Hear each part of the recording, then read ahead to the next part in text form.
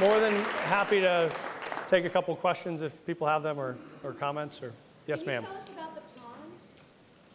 The ponds? The ponds. Sorry, yeah. I was not a great English teacher, as you can tell.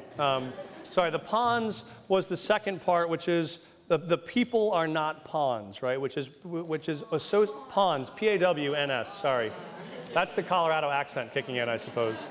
Yeah, pawns, P-A-W-N-S. I think that there is a belief in political change that people are pawns, that an organization speaks for them.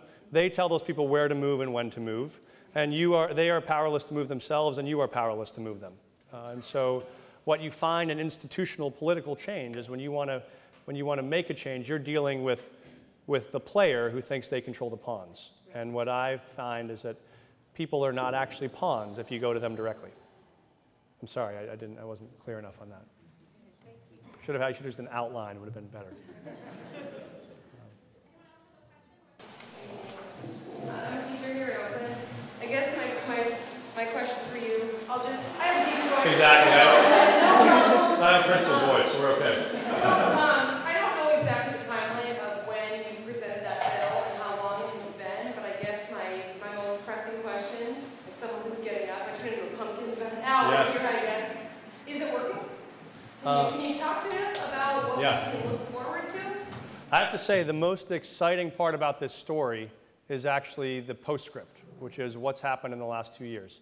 Not that the system is perfect, but that what we did was we started a process by which we said, okay, so for instance, I'm sure as a teacher you're thinking, okay, 50% of a teacher's evaluation is based on student growth. How are you going to measure that in second grade art, or seventh grade social studies, or ninth grade music? And we said the same thing. So we said, well, the way to do that is we ought to find a lot of really great second grade art teachers and have them sit down in a room and talk about what they think the best assessment metrics ought to be and how we build them or buy them or develop them. So we've had this 18-month process where we had a governor's council of teachers and principals and superintendents and parents and business leaders who've been working together on the regulations for how we design the system, because the pilot starts this year. And so the principal pilot starts this year, teacher pilot starts next year. And so just a month ago, I testified together with the president of the CEA, which was the union that opposed our bill, 2 Democratic leaders, 2 Republican leaders, and the Chamber of Commerce. We all testified unanimously in favor of the rules that have been adopted. So to the great credit of the teachers on that panel, even the folks who fought hard to oppose the bill have now worked in a really committed and honest way to build the best possible system. So we now, I think, have much stronger buy-in than we had before. We're going to make some mistakes along the way, like any school. But I think we'll have next fall, there was a whole group of states that passed legislation in the wake of this. We're one of the only, if not the only state, that is actually still on our timeline for delivering the outcomes and doing it with a broader coalition than we had when the bill started. So again, not at all confused that we won't make a lot of mistakes, but I think thanks to the help of the teachers that have been involved, I think we have the best system going so far. We'll know more, and each year we revise after the pilot, so we have 2 years of pilots before we roll out statewide in 2014. So stay posted. Yes, ma'am. Hi, my name is Marva McGinnis. Is this too loud? Okay, I'm a first grade teacher here in Oakland. I'm a veteran of teaching, but I've only been in Oakland the last 3 years. I don't know if you know this, but at least half of our teaching population is made up of teachers who have taught 1 to 5 years. But in regards to our voice within our own union, I feel that teachers who are willing to consider the possibility of altering the tenure process of placing teachers, I think that we're in the majority in that we're willing to listen, but our own union is a huge stumbling block. And therefore, because so many teachers have been disenfranchised, participation is very low. As a teacher leader, I'm just wondering, I'm not against going against the tide. I've been around a little while, I have a pretty good skin, but not all newer teachers have that. how would you suggest that we involve and inspire them that this is something that can happen? And the other thing I wanted to tell you, honestly, I was truly inspired by your comparisons to the bus boycott, and I wanted to thank you for that. Thank you so much. So you're right. I mean, so 50% of our teachers leave in the first 3 to 5 years. What I believe from my own time as a teacher and my own teachers I work with and from the data is that those people leave because the things that you and I want in a job are not there. One of the most important is don't feel like we're having an impact. Don't feel like we have a voice in the structures of our own school. Don't feel like I have the opportunity for real growth in my job, whether internally or externally. And so I feel like a big part of our responsibility is to make this a profession worth staying in. And so I think to do that requires folks like you to run for leadership in your own union and say, people will often say, I have disagreements with the union. Yeah. I'm a huge fan of Karen Pizzetti. I know a number of the leaders who were here last year who were involved in sort of saying, yes, we love our union and support it and want it to reflect our values, and so we want to have leadership in that. And so I think that the answer to an institution you feel is going astray is not to abandon it, but to help redirect it. And so I think that what I found is in our own union that the voices of the leadership didn't reflect the voices of the actual members. And so when they came to me and said, "This is what our union thinks," I would say, "Really, I don't believe you." One of the maybe hardest parts of this day for me was the union brought to the Capitol about 40 teachers a day every day for 100 days. And so they would all come to talk to all the other senators, and I would just walk out into the hall and say, here I am. And we'd all sit down and we'd talk for 30 minutes or an hour, and it was really, really productive. All of the best improvements in the bill I got from those conversations. It was funny, the union sent out an email to all of their teachers after about 2 weeks of this saying, "Don't be fooled by how nice Senator Johnston seems. He really is not a reasonable person." But there was a moment where they sent down my own union president, who was a teacher at my school, who I'd worked with for 4 years, was sort of my closest partner, a woman I had so much respect for. And she was one of those amazing voices for reform. She was the one who signed the deal to make our school one of these schools where everyone had to earn their position back, and we started a new small school. And they sent her down there thinking that she was going to come down and beat me on the head. And she walked up, and I was in the Senate, and I looked out, and I saw her in the gallery. And so I walked up right away to see her. And she came up and she gave me a big hug, and she said, "They don't know you like I know you, but I believe in you." And she left. And what they didn't know was that I knew her so much better than they did, right? And that I felt like there were so many of their own members that I really thought would support this. But they either were too busy with their own lives, their own jobs to get involved, or they had other things happening. And so I feel like the more and more the voice of people in this room are leading at every level, in their unions, on their school boards, in their city councils, in their legislatures, in their PTAs. The answer is not disengagement, it's deeper engagement.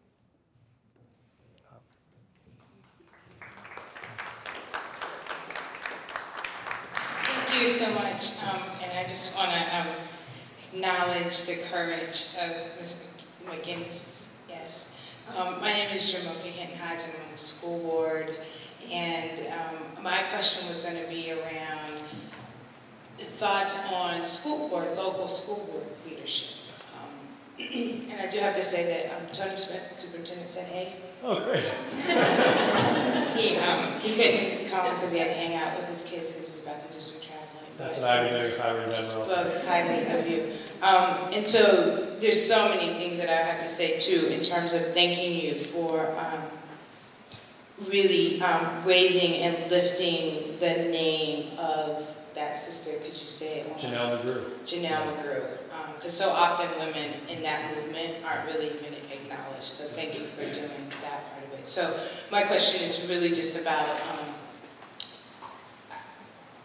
I'm connected to what you said, but just in terms of school boards and really kind of talking about where you feel like local leadership can kind of support and connect with state legislators and so on? I mean, I think it's, you know, I'm good friends with the president of our local school board in Denver. I don't know about here, but in Denver, the school board is unpaid, so it's like the most controversial job in elected office for zero money. And the thing that people get the most heated about, as you know, right? The sort of bills we do, most people don't care about, don't read about. You do a thing that touches their school, they're going to be knocking on your door. So I feel like, I mean, even more than the legislature, school boards are the single most important elected office that get the least amount of attention. And so this was, I mean, this was one of the reasons why I was so excited to come tonight, is I think that what Jonathan's doing here, what Go is doing here, is to say, I think Jonathan's statement was profound earlier, and it's true, which is we're going to spend a lot of time talking about the presidential election next year, and I'm all about that. But if for the kids that you serve every day, there is no bigger race than the school board race. And so, you know, the story that I tell, and it's, you know, is we spend about more than $1 billion a year in this country supporting really important high-quality education programs, whether they're great schools, whether they're principal training programs, whether they're you know, nonprofits, whatever they might be. In Denver, we have $70 million a year of foundation money invested in the Denver public schools. We could have lost all $70 million of that this November on a $60,000 school board race.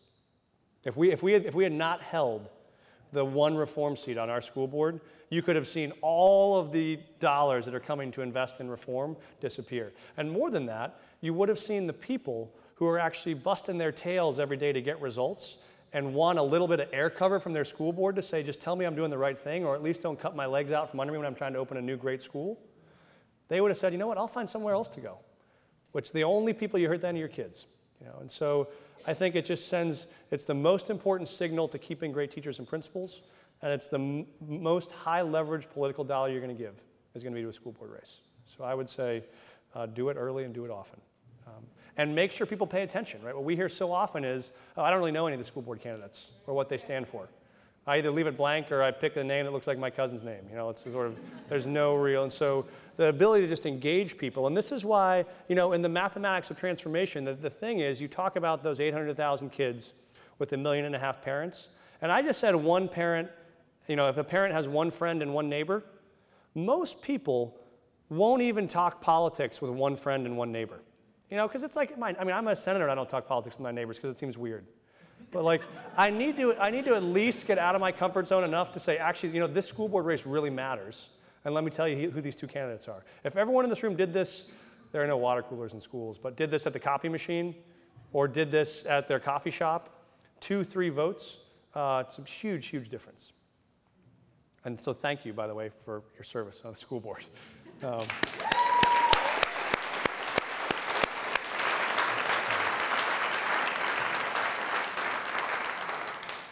Hi, I just have a quick question. Have any other states adopted similar legislation? And have you seen any interest from any California legislators? And I did want to acknowledge I noticed there, like, not only is Rob Bonta here, who's a candidate for state assembly, but also Abel Guyen from the Peralta Board of Trustees, and Joel Young from the AC Transit Board is also here. So you actually have some, potentially a future. That's great.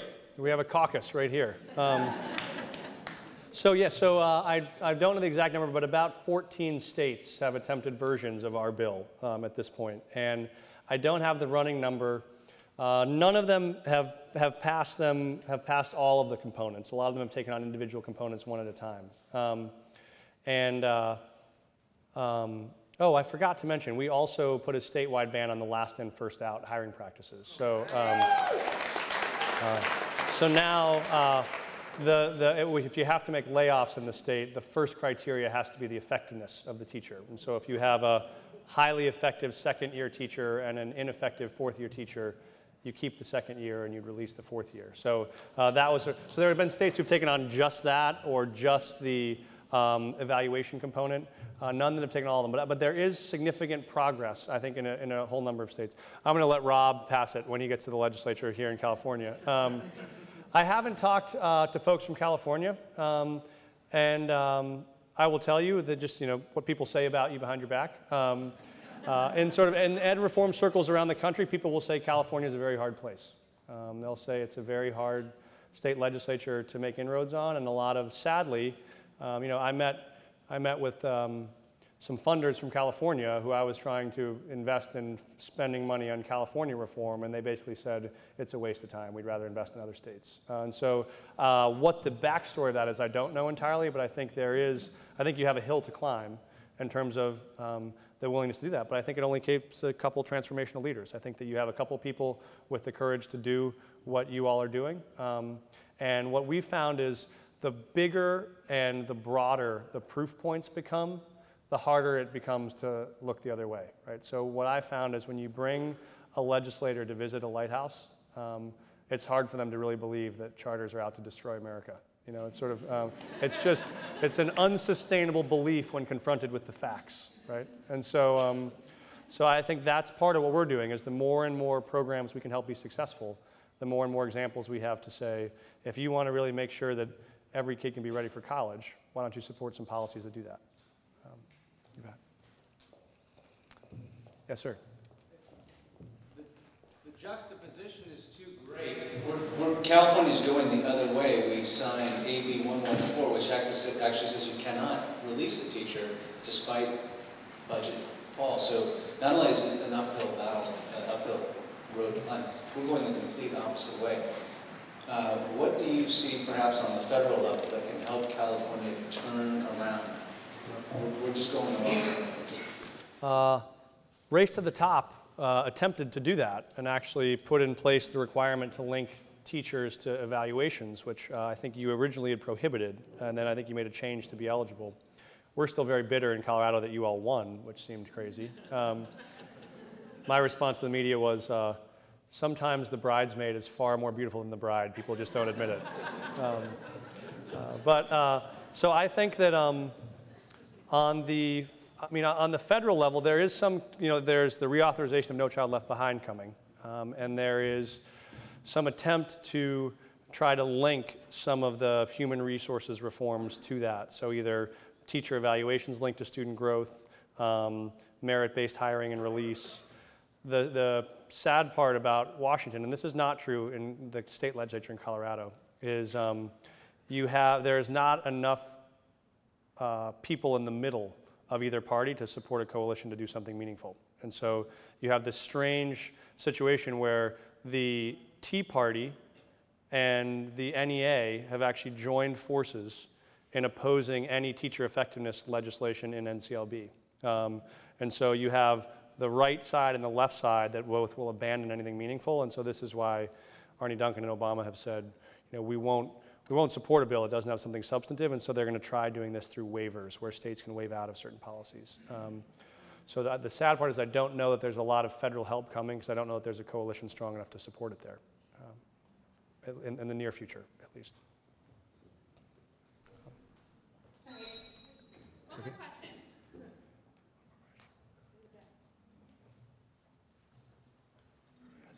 Yes, that is okay. I'm good at wait time as a teacher.